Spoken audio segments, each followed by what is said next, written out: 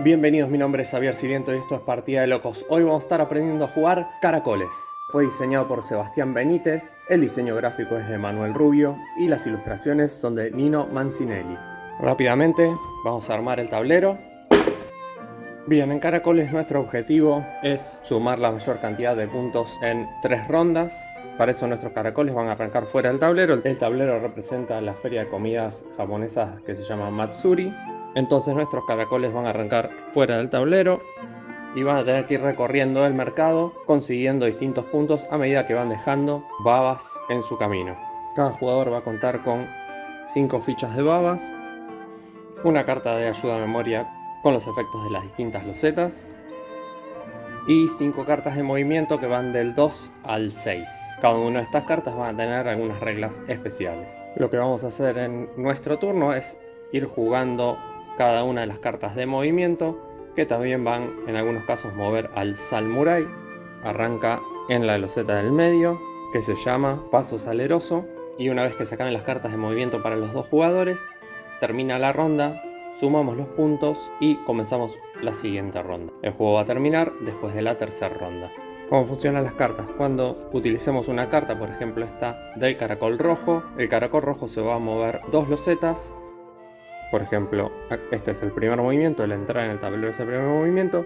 El segundo movimiento, ahí lo que va a hacer entonces el caracol es dejar una baba en la loseta previa a su último movimiento. Luego vamos a poner nuestra carta boca arriba y le va a tocar al otro jugador, que va a elegir también una carta de movimiento, va a mover su caracol, digamos por ejemplo acá sí, 3 movimientos, y va a dejar su fichita de baba en la loseta previa a terminar el movimiento. En el siguiente turno, el jugador rojo va a tener que hacer otro movimiento, pero no va a poder repetir el movimiento que haya hecho el jugador oponente. Entonces, por ejemplo, no voy a poder utilizar la carta de 3 movimientos. Voy a tener que elegir entre el 4 al 6. Excepto cuando sea la última carta que queda en mano. Y lo que voy a hacer es jugar la carta, tapar mi carta de movimiento anterior y proceder a realizar el movimiento.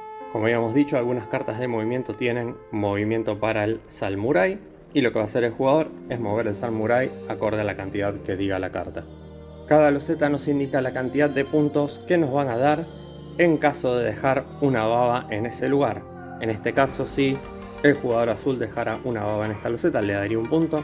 En nuestro caso no nos da ningún punto porque nos figura el icono de color rojo. En este caso acá por ejemplo da 4, 3, 5, hay un 6 por aquel lado y un 7. Vale aclarar que no podemos estar espiando las cartas que hayan quedado debajo del descarte, debajo de las acciones que ya hemos hecho, ni nuestras ni de los oponentes. El caracol, cuando empieza el juego, entra al Matsuri a través de la loseta de saque y luego se puede mover por el resto del tablero. La forma de mover el caracol es siempre moviéndose a la loseta adyacente, o sea, en conexión con otra loseta. No podemos repetir movimientos, o sea, no puedo venir de acá al verde, al azul y volver al verde, sino que tengo que hacer un movimiento fluido. En nuestro movimiento no podemos detenernos ni pasar a través de la loseta que esté el Samurai, tampoco podemos pasar ni detenernos en el Paso Saleroso. Tampoco podemos detenernos en losetas donde ya haya una ficha de baba, pero sí podemos pasar a través de ellas. Si por alguna razón quedamos, digamos que encerrados y no podemos realizar nuestro movimiento, lo único que vamos a hacer es dar vuelta a una de las fichas de baba en representación de que ya fue utilizada y descartamos la carta de movimiento, y eso va a significar un punto negativo al final del juego. Si nuestro movimiento nos lleva a tocar uno de los 2 portales, apenas pisemos el portal nos movemos inmediatamente al otro portal sin que se consuma un movimiento. Si al movernos pasamos sobre fichas de baba de un rival, lo que vamos a hacer es dar vuelta a esas fichas a su parte negativa. Eso va a significar hacia el final del juego que vamos a restar un punto por cada una de ellas. Pero esto no va a ocurrir si nuestro movimiento corresponde a la carta número 3, como indica el icono. Algunas cosas a tener en cuenta para dejar las fichas de baba. Los caracoles pueden terminar su movimiento en la loseta donde haya otro caracol, pero el caracol no puede dejar una ficha de baba en una loseta, no estaría permitido. Algunas losetas, por ejemplo esta, nos indican que no podemos dejar una baba de un color en particular, entonces el movimiento que hicimos antes no estaría permitido.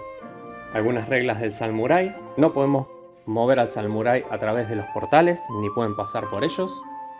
Tampoco puede pasar por las losetas de saque, o sea, las losetas iniciales. Tampoco puede repetir losetas en su turno, no puede estar yendo y viniendo entre losetas. Puede pasar por losetas donde haya babas, pero no puede detenerse sobre ellas. Si no es posible realizar un movimiento con el Samurai, vuelve al paso saleroso. Una vez que se terminan los movimientos, juega el siguiente jugador.